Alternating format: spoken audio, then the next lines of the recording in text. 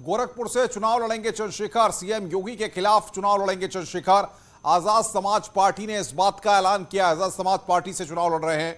Azad Samaj party के अध्यक्ष हैं चंद्रशेखर, उन्होंने इस बात का ऐलान किया है। बड़ी खबर इस वक्त की गोरखपुर से, यानी कि गोरखपुर सदर से, जिससे मुख्यमंत्री योगी आदित्यनाथ को भारतीय जनता पार्टी ने प्रत्याशी बनाया है, वहां से चुनावी दंगल में ताल ठोकेंगे चंद्रशेखर। ये बड़ी खबर इस वक्त की आ रही है। उत्तर प्रदेश से बड़ी सियासी खबर, आजाद समाज पार्टी ने ऐलान किया है कि चंद्रशेखर गोरखपुर से चुनावी दंगल में ताल ठोकेंगे और मुख्यमंत्री योगी आदित्यनाथ के सामने चुनाव लड़ेंगे। इस वक्त की बड़ी खबर हम आपको बता रहे हैं, गोरखपुर से चुनाव लड़ेंगे चंद्रशेखर। आजाद समाज पार्टी के अध्यक्ष चंद्रशेखर आजाद ने इस बात को कहा है कि वो गोरखपुर सदर से चुनावी दंगल में ताल ठोकेंगे। उत्तर प्रदेश में आज की सबसे बड़ी खबर कि आजाद समाज पार्टी के राष्ट्रीय अध्यक्ष चंद्रशेखर गोरखपुर से चुनाव लड़ने जा रहे हैं। क्या मुख्यमंत्री के सामने चुनाव लड़ने जा रहे हैं? मैं समझता हूं मुख्यमंत्री तो जनता ने उन्हें बनाया था, ना तो उनका लिस्ट में नाम था, ना ही उनके चेहरे पे चुनाव लड़ा गया। वो तो बाद में भारतीय जनता पार्टी ने उनको मुख्यमंत्री बनाया। वो भी मेरे जैसे ही हैं। और मैं समझता हूँ 5 साल अगर सड़कों पे कोई लड़ा है उत्तर प्रदेश में बहुजन समाज के लिए, पिछड़ों के लिए, दलितों के लिए, मुसलमानों के लिए, अन्य धार्मिक अल्पसंख्यकों के लिए, तो वो चंद्रशेखर आजाद था। अगर हाथरस जैसे मामलों न्याय के लिए कोई लड़ा, जब पूरी सरकार खड़ी थी बहन के को न्याय जो मिलना वाला था उसको रोकने के लिए, तो चंद्रशेखर आजाद था। 69,000 शिक्षक भर्ती में जब दलित और पिछड़ों के अधिकार छीन ले गए और अधिकार मांगने पर उन बच्चों को, बहनों को लाठियों से पीटा गया, तो लड़ने वाला चंद्रशेखर आजाद था। तो मैं समझता हूँ 5 साल भी लड़े हैं और अब भी लड़ेंगे और जीतेंगे और उत्तर प्रदेश से योगी आदित्यनाथ की विदाई तय करेंगे। क्या सपा के धोखे की टीस मन में है? नहीं, मैं समझता हूँ कि ये मैं उससे उबर चुका हूँ और अब हम लोग अपनी लड़ाई अपने कंधे पे, अपने सहारे, अपने इशारे से लड़ रहे हैं।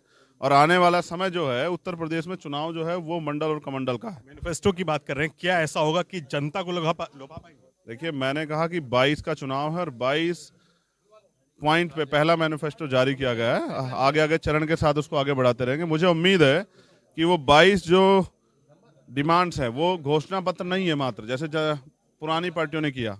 वो मेरा एफिडेविट है, जो मैं कहूंगा मैं उसको करके दिखाऊंगा। और अब हमने ऐसा क्या होगा? मेन अट्रैक्शन देखिए, सबसे ज्यादा जरूरी है आज महंगाई की समस्या से निजात दिलाना।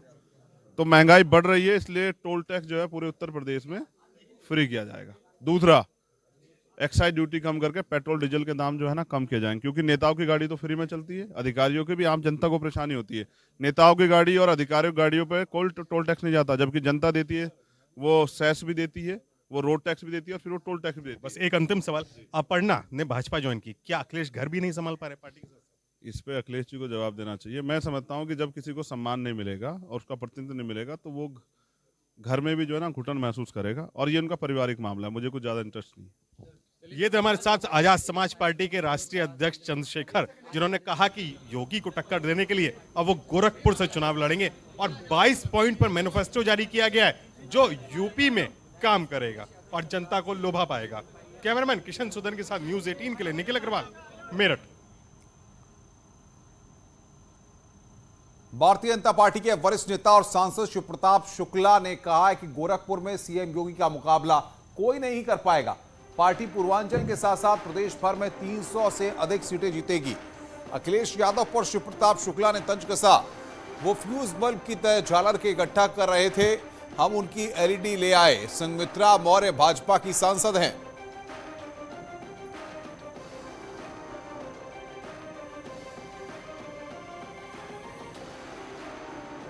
तो शिव प्रताप शुक्ला ने कहा है।